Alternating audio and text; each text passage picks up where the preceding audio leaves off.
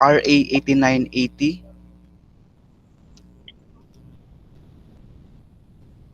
excerpts from Republic Act number 8980, an act promulgating a comprehensive policy and a national system for early childhood care and development, or ECCD, providing funds therefore and for other purposes.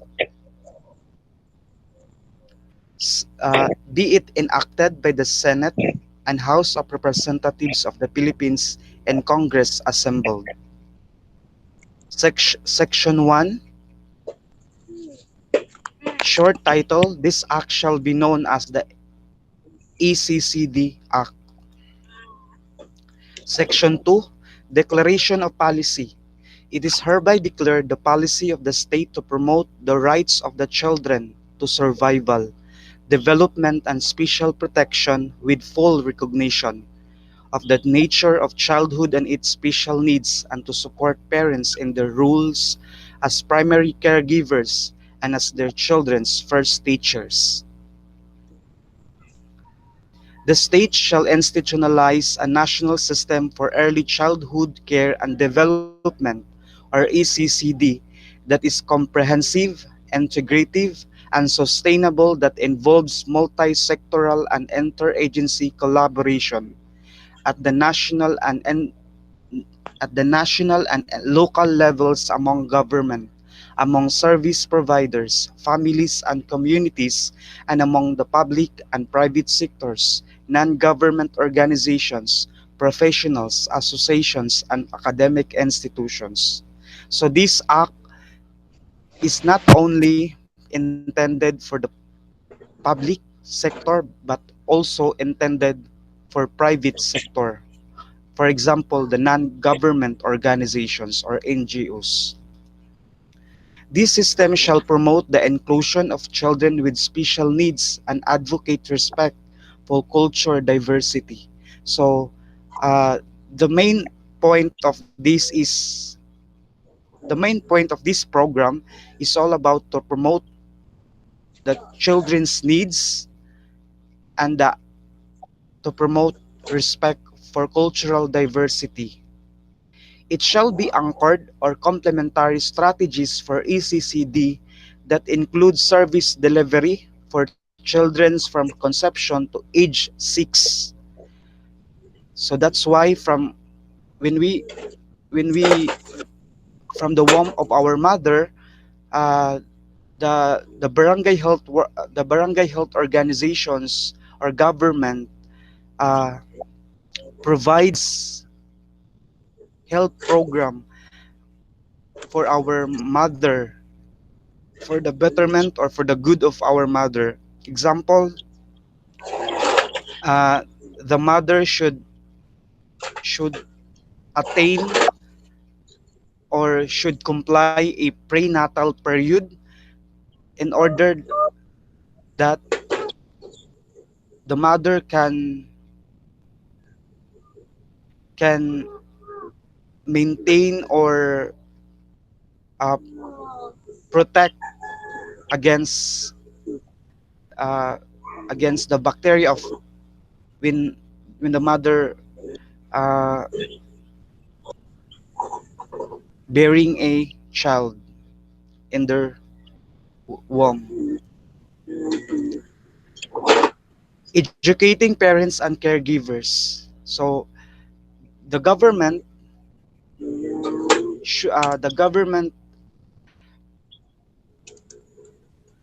promote a program or implement a program that can educate the parents and the caregivers how to take care of the baby or the children from the womb until his or until her birth.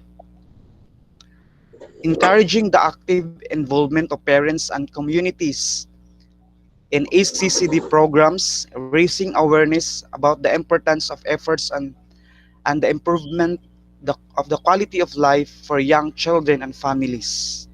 So there are many programs in the government that the woman should comply or should attend for the betterment or for the good of the child's development.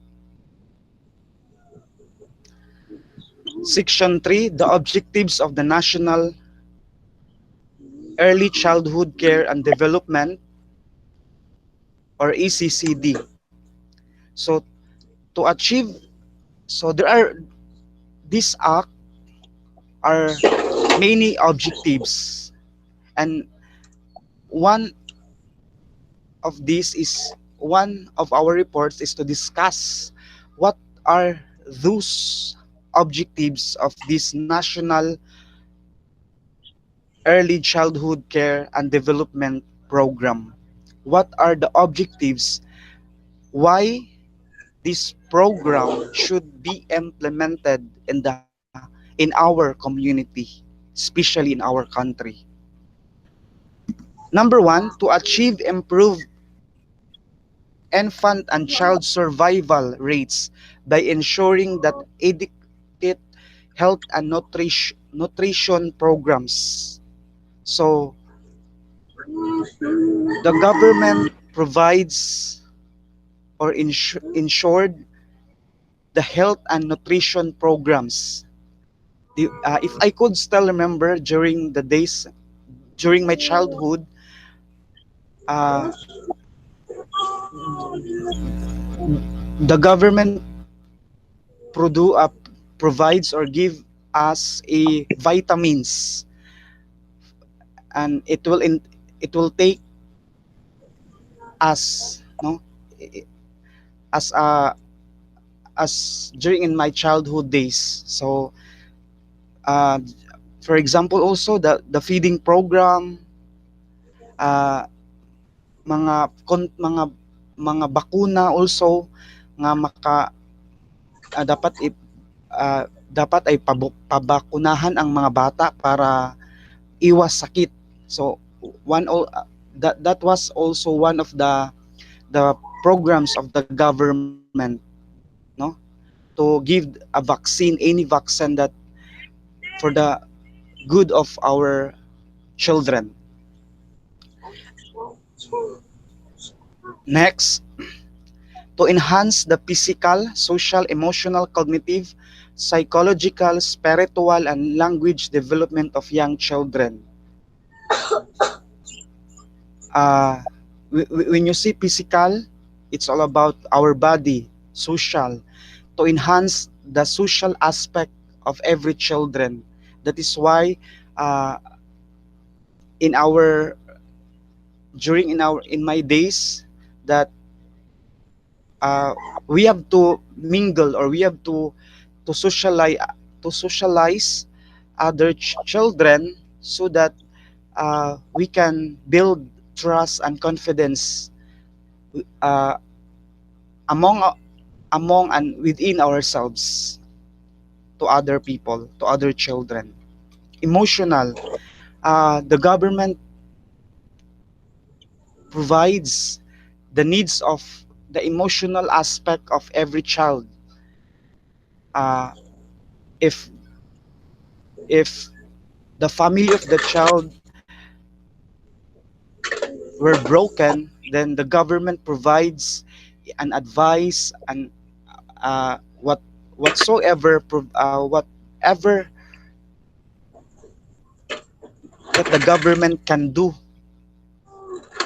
to protect the emotional aspect of child of children. Cognitive, when you say cognitive, it is all about our mind. So that's why the government provides daycare center, so that the children can go to school, can the can that the government provides education to them. Psychological, no, uh, in there is a connection between emotional and psychological. What I have shared with you earlier, that what are the problems of the children at home? We have psychological support. The government should have psychological support in every children para hindi sila para hindi ang mga bata ay tutungo sa maling daan kundi sa tuwid na daan. Spiritual. That's why every family or every children has religion to provide the spiritual needs of the child. Language development of young children, especially, no, this is most important, the language development of young children, how the government provides in terms of language development of children. So that's why we have teachers, we have quality teachers, so that they can teach our children for the betterment of their future. Next, to enhance the role of parents and other caregivers as the primary caregivers and educators of their children from birth onwards. That's why we have seminars. The government provides seminars and symposiums so that the parents and the caregivers know how to handle their children, know how to take care their children's needs, how they are going to nurture or to nurture the child. What are those implementations providing by the government for the betterment of the child from birth onwards. Next, to facilitate a smooth transition from care and education provided at home to community or school-based setting and to primary school. No, from from from home, from our family. That's why the family or the parents is the first teacher of the child. From home, what are the teaching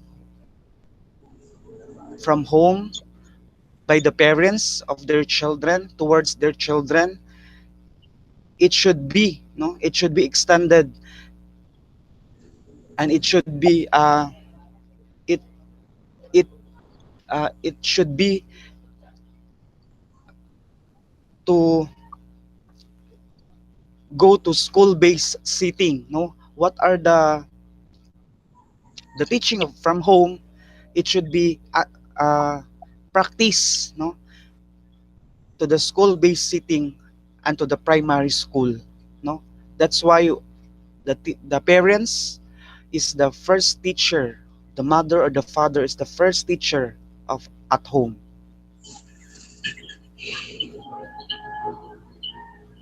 Next, to enhance the capabilities of service providers and their supervisor to comply with quality standards for various ACCD programs. So one of the objectives is the capabilities of service providers. So for example, the government are very good to implement the programs. And what are the problem is the the the consistency. If that program by the government should, no, uh, na nakita ba, no, nakita ba sa mga komunidad, para sa mga kabataan o para sa mga sa mga ina o ama para sa kanilang anak. So we have to that program, we have to be uh, John, we have to be seen Also, we have to be assessed also if that program can implement by through the community, no, kung nakikita ba yan ng mga programa. That's why one of the objective is to seen or to assess that kind of program, kung nakikita ba ito sa komunidad, kung nakukuha ba ang mga benepisyo para sa mga kabataan at sa mga ina o mga magulang. Next, to enhance and sustain the efforts of communities to promote ECCD programs and ensure that special support is provided for poor and disadvantaged communities. So, ang uunahin talaga ng gobyerno ay yung mga mahihirap. The government sit only to the poor communities, to the poor family, no? Ang lahat ng mga programa, ang lahat ng mga mga proyekto ng gobyerno ay inuuna talaga yung mga mahihirap na pamilya, yung mga mahihirap na komunidad. That's why we have to be vigilant and assess that kind of program should be implemented in the certain poor families or poor community. So one of the objective of this Republic Act 8980 is to enhance and sustain kung ano pa ba, kung nariyan na ba sa komunidad, kung ano pa ba ang nararapat na gawin ng mga programa para sa mga kabataan at para sa mga magulang upang tulungan ang mga magulang kung paano palakihin ang kanilang mga anak na naaayon at nararapat.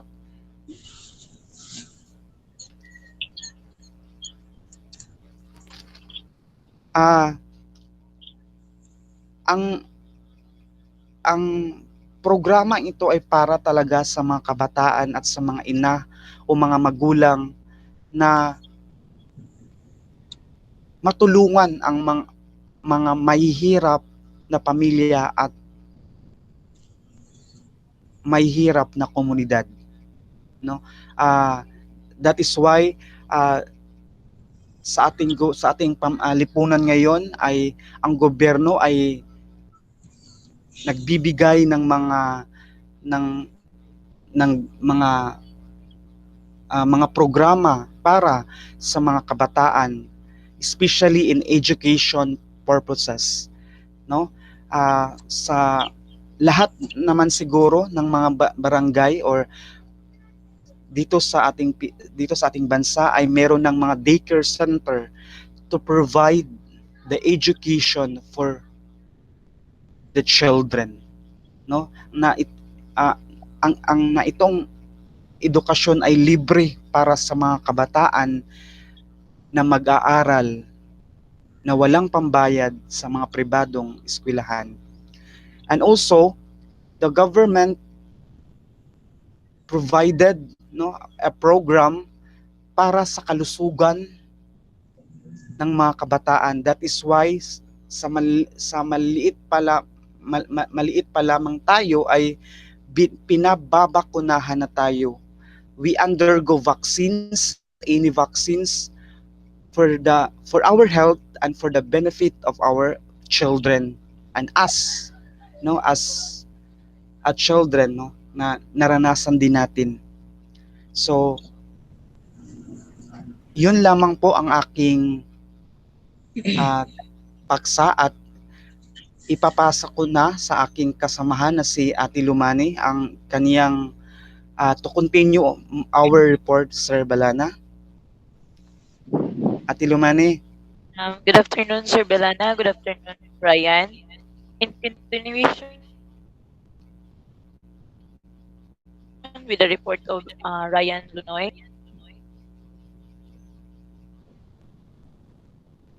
to ensure that young children are adequately prepared for the formal learning system that the both public and private schools are responsive to and development needs of these children. So, ang ibig sabihin po nito ay um, upang ang programang ito ay upang masigurado ang isang bata or handa sa kanyang pagkakatuto sa mapublic man o pribadong eskwelahan. So, lahat ng bata ay may karapatan na makapag-aral ng tama at matuto ng maayos. Next slide, please.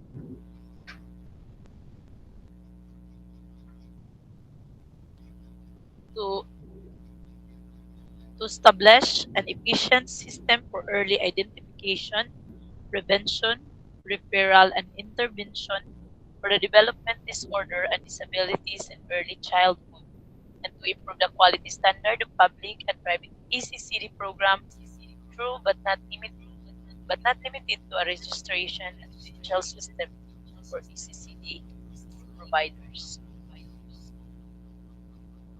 To improve the quality standard of public and private ECCD programs. Next slide, please. Early childhood, section 4 definition purpose of this act. Early childhood care and development ECCD system refers to the full range of health, nutrition, and early education and social services program that provides for the for the basic holistic needs of young children from the birth to age 6 to promote their optimum growth and development.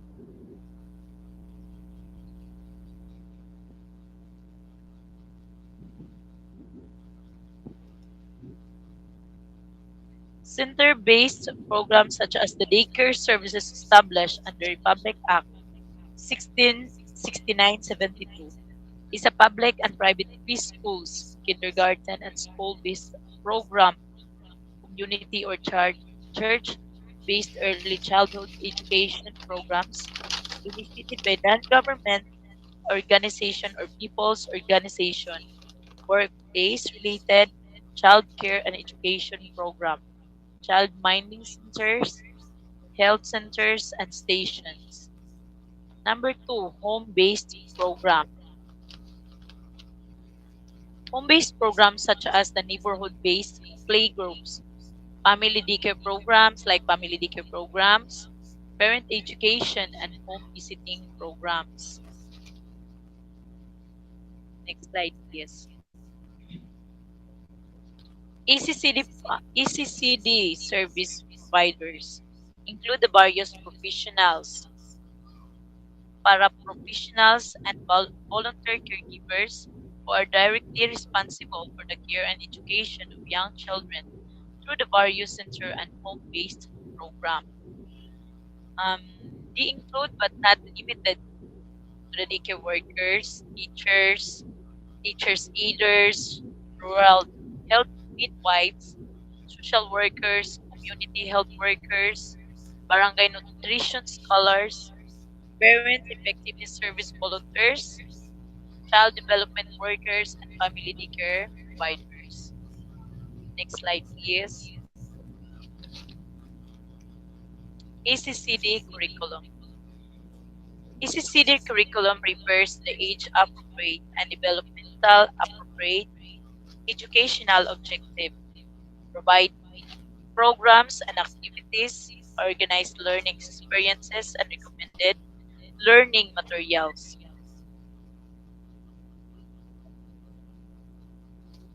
For children that are implemented by service providers through centers and a home-based program. It shall consist of national program, goals, and guidelines, instructional objectives, and content outlines, integrating local learning experiences and indigenous learning material. Next slide, please. Parents' education. The parents' education refers to various formal and alternative means of providing parents with information, skills, and support system to assist them in the roles as the children's primary caregivers and educators. So the parents are the one who are required for this. These include public and private parents, education programs linked to gender, home and media based childcare and education programs. So let's go to the section number 5, system framework and components. ECCD curriculum. ECCD curriculum, which focuses on children total development according to their individual needs and socio-cultural background. It shall promote the delivery of complementary and integrative services for healthcare, nutrition, early childhood education, sanitation, and cultural activities. It shall use the child's first language as a medium of instruction. Letter B. Parents' education and involvement advocacy of globalization, which harness and develop parents' presence as providers of ECPD active partners where stakeholders advocate significant concerns that affect children as pillars of local and national ECPD organization support. Letter C, Human Resource Development Program. Human Resource Development Program, which established mechanism for systematic provision of service providers through enrollment in education program in the site-based distance education, through pre-service or in-service training, including continuing education programs, whereby a registration and credential system shall be developed in the system. So let's go now to letter D. ECCD management. ECCD management is a continuing process of planning. It is the implementation, supervision, financial management, monitoring, evaluation, and reporting regarding with the child. Letter E.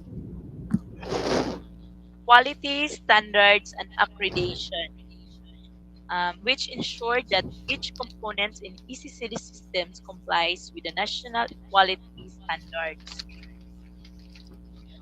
To be established by the National ECCD Coordinating Council as provided with the under Section 8 of this Act, linked to the creation of the process. So every child has the right to do anything like, for example, playing, go to school, any school that he or she wanted to go. Next slide, yes. And also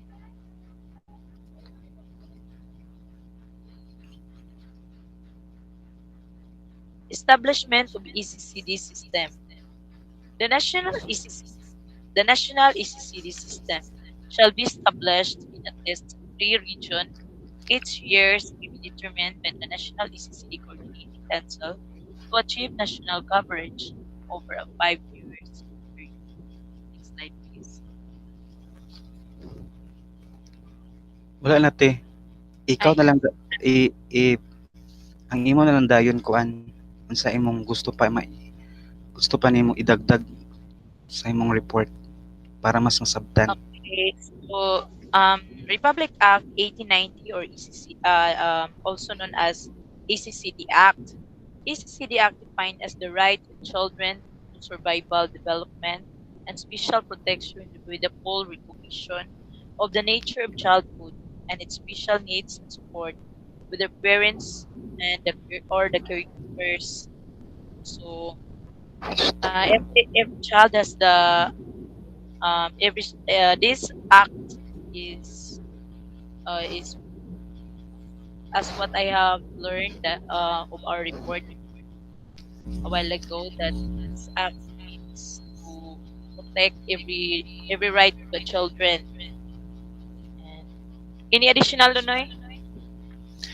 Uh, uh, the report is given by yours truly and Atilumani, and it I think it is understandable for us that the first uh, mission of our government is to protect the rights of the children and to provide the needs of our children. So this also uh, realized me that how important the children in our community. So if there is a children in our community, there is a hope in our country because the government, uh, the programs of the children is mandated by our law. So it it should not be disappear. No, it is it it is in our go- government's programs to provide the needs of our children. That's why uh, the rule also the rule also of the parents is to educate, no, to to support their children what they really needs. If the child uh, want to pursue his or her school, then the parents should act also on that matter. Because in our society, in our generation today, sir, Ate Lumani, in our generation today, there are many scholarships that the child, that the students will continue to school despite of all struggles behind the family problem or financially problem. No, the government provides, the government give the scholarship. Examples, we have shed scholarship, and nowadays in our generation today, we we, we have the Unifas scholars.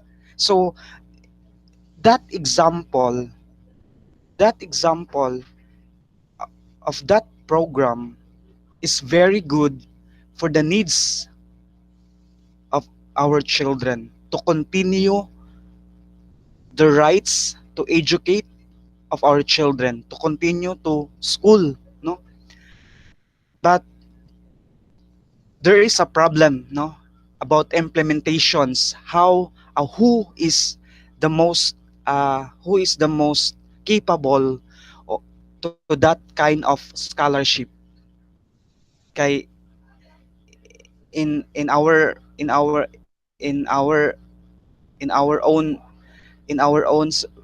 research, sila yung pumipili kung sino ang mga papasok ng mga scholars. So, but the literal meaning of that is Unifas, child scholar, political scholar, or any scholars.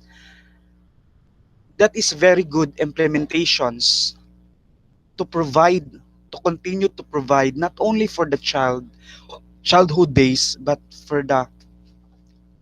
for when the child become a student in elementary, high school, and college, no. So I in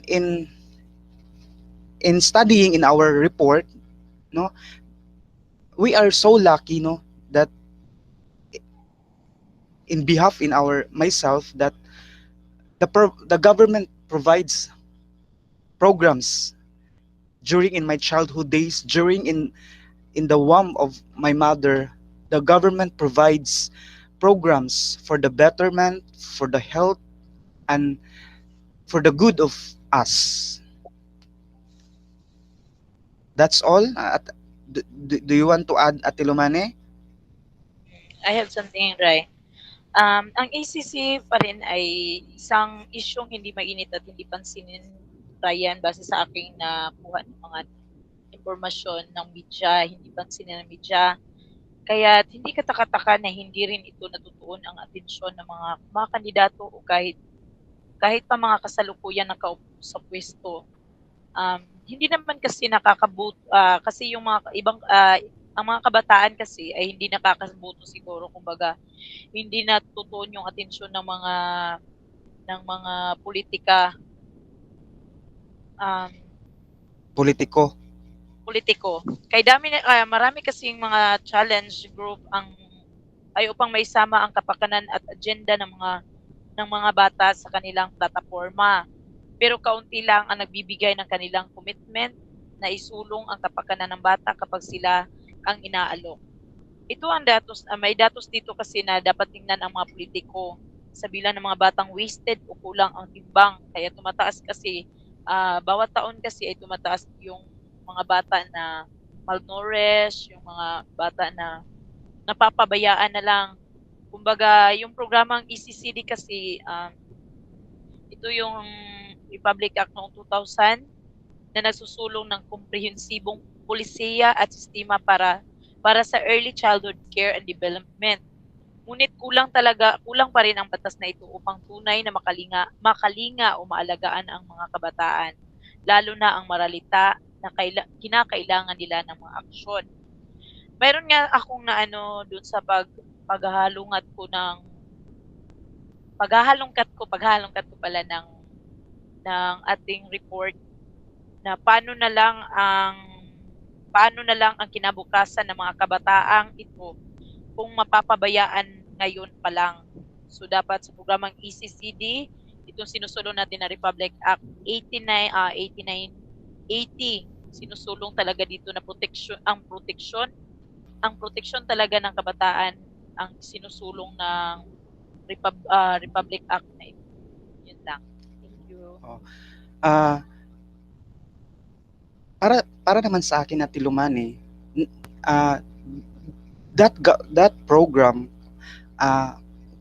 is very good, no, nga na isinusulong nila para sa mga kabataan, para sa naprotektahan ang karapatan ng mga kabataan kung ano kung ano ang nararapat sa kanila na karapatan, no.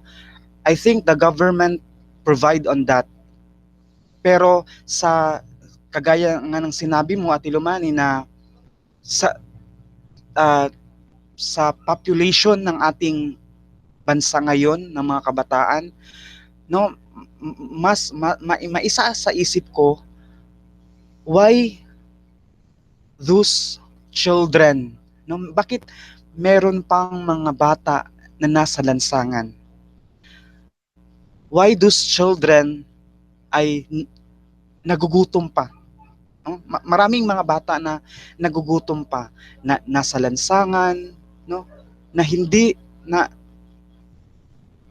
para siguro ang dahilan para sa akin yung napakarami ng populasyon ng kabataan sa Pilipinas, no. Pero kung ating tatanawin ang programa ng ECCD, ay very good naman.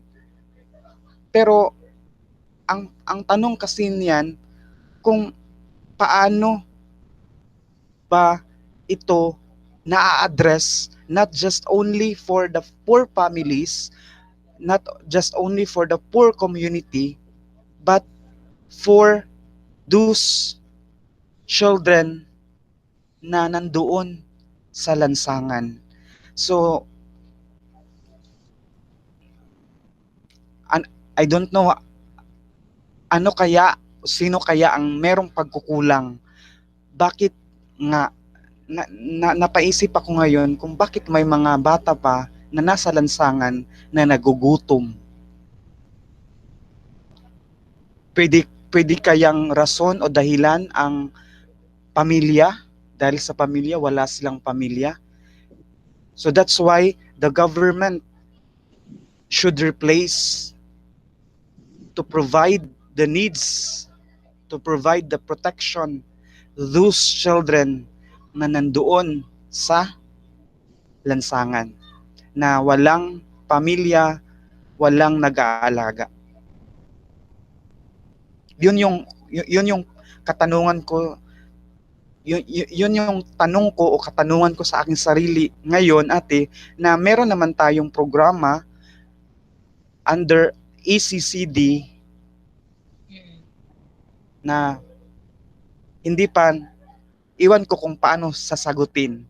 Pero baka siguro sa Kasi maraming po. siguro kasi isa talaga sa ano 'yan, isa talaga sa yung base kasi sa aking mga nakuha na mga datos 'yan, yung mga nakuha ko na impormasyon, na isa talaga siguro sa dahilan na hindi, agarang naaaksiyunan yung mga programang ito. Marami kasi ang nakaano sa programang ito 'yan base sa aking nakuha ng mga impormasyon. Base nga dito may ano, may, gaya ng Republic Act 10410 early years Oh, or EA of 2013, parang nakalink din kasi ito sa ano sa ECCD. So baga mag-ano sila yung parang magkasama yung act, Republic Act na ito, yung RA 8980 at saka yung RA 10410 para sa mga ano sa kabataan. Ngunit isa siguro talaga sa um, isa siguro sa dahilan kung bakit hindi agarang nabigyan ng solusyon ito. Kasi kung bibigyan kasi natin ng pansin, marami pa ring kabataan ang nasa lansangan na, yes. na namamalimos na lang na hindi man lang naaksyonan ng ating gobyerno. Kasi politika din kasi yung ay totoo yung sinasabi, totoo yung nakuha ko mga ano, siguro dahil politika rin kasi yung mga kabataan kasi ay hindi pa sila nakakabuo. Kumbaga, yung ibang politika kasi mabilisan nilang inaaksyonan kapag alam nilang may makukuha silang mga benepisyo. Yun yung ano. Tama. Tama naman ang nahihinuha mo or sa iyong pananaw. Pero sana no sana ma-actionan ng gobyerno Oo. Dahil sila na naman may mm, pag-asa, ay pag-asa ng bayan. Ang kabataan ng pag-asa ng bayan. pero doon ako sa punto na dapat ang pamilya, dapat siguro malaki ang tulong ng edukasyon na Para ma-educate. papaaralin natin ang mga kabataan upang ma-educate sila, upang mawalay ang kanilang ignorance and arrogance and to para makapagsimula sila ng pangarap para pag, pagdating natin sa hinaharap, wala ng kabataan, wala ng pamilya, wala ng mga kabataan na walang pamilya, wala ng pamilya na naghihirap. Dahil lahat ng kabataan ngayon ay nakakapag-aral at makakatapos dahil sa lahat ng programa na magagandang programa ng gobyerno ay nandiyan naman, no? Sana ay mabigyan talaga ng atensyon ang kailangang bigyan ng atensyon kagaya ng nasa lansangan o sa mga mahihirap na komunidad. So, yun, doon lang ako nagtatapos at Ilumani. Doon lang din ako yan. Maraming salamat at Ilumani sa iyong oras para magawa ang ating report sa subject na the teaching profession. Maraming salamat, Sir Balana. Maraming salamat, Sir Balana din. Ate, kanang ditso na ni save sa ang recording te. Patay. Wala akong pabalikan. Murag ditso na siguro ni. Sige na. God bless at Ilumani. Bless yan. Bye. Thank you, Sir Sige. Balana. Salamat, sir. Sige, maraming salamat.